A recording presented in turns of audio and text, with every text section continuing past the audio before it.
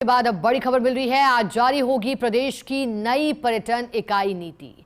Heritage hotel restaurant को रियायती दर पर बार लाइसेंस, 300 वर्ग मीटर से अधिक की हेरिटेज संपत्तियों को फ्री होल्ड पट्टे, वर्ल्ड सिटी में आने वाले होटलों को सड़क चौड़ाई की अनिवार्यता से छूट, दुगना बिल्टअप एरिया रेशो यानी BAR और संकरी सड़कों पर स्थित हेरिटेज होटल या हेरिटेज रेस्टोरेंट को डेडिकेट पार्किंग की व्यवस्था होने पर संचालन की अनुमति मिलेगी। Eco tourism unit, film city, heritage restaurant, hotel housing, indoor outdoor play zone, एकीकृत पर्यटन विलेज, मोटल वे साइट सुविधाएं, रिजॉर्ट हाउसिंग, ग्रामीण पर्यटन इकाई, पर्यटन स्टार्टअप जैसी नई पर्यटन इकाइयों को जोड़ा जाएगा। अधिक जानकारी देने के लिए हमारे साथ एसोसिएट एडिटर निर्मल तिवारी जुड़े हैं।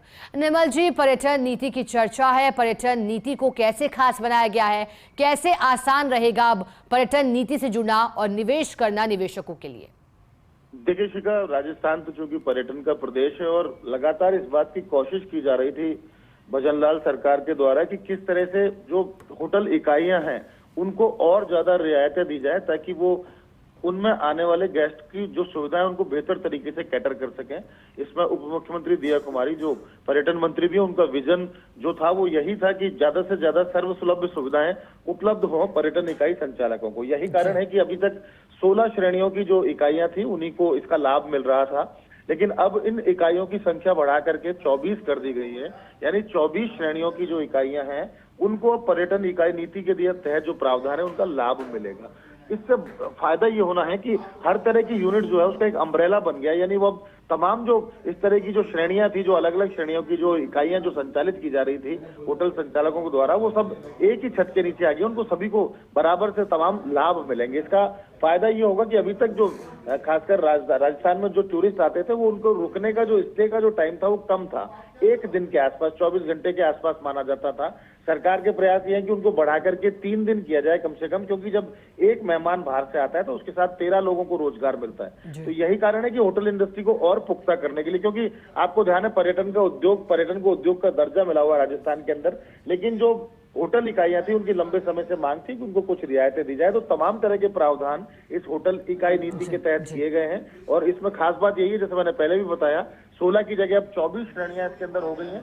इसके साथ साथ ही फायदा ये होना है कि जो मास्टर प्लान, जोनल प्लान और औद्योगिक क्षेत्र रीको से संबंधित जो क्षेत्र की थी उसमें निजी औद्योगिक क्षेत्र में जो पर्यटन सुविधाओं के लिए 5% तक भू क्षेत्रफल का आवंटन किया जा सकेगा। राज्य के भू आवंटन के प्रावधानों को निवेश से लिंक किया गया है। स्टाम्प ड्यूटी और भू संपरिवर्तन जो कन्वर्जन चार्जेस थे वो रिप्स के तहत उसमें प्रावधान किए गए हैं। डेवलपमेंट चार्ज और लैंड यूज चार्ज जो थे उनको पूरी तरह से उनको छूट दे दी गई है। 22 सीटर जो टूरिस्ट व्हीकल थे, AC व्हीकल, उनको छूट दी गई है। तो तमाम इस तरह की छूटें दी गई हैं और जो इकाई नीति जो आ रही है उसका फायदा ये होना है कि अब चूंकि इसमें लगातार कमरों की संख्या भी बढ़ाएंगे इकाई संचालक, क्योंकि उनको विभिन्न रियायतें मिलेंगी।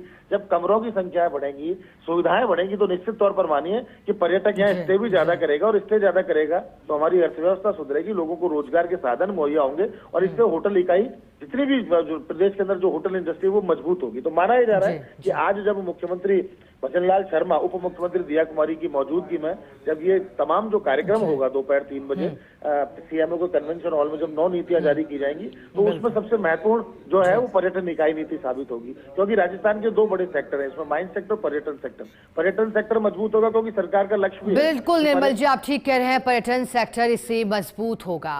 बहुत शुक्रिया आपका निर्मल जी, साथ जुड़ने के लिए और पूरी जानकारी देने के लिए।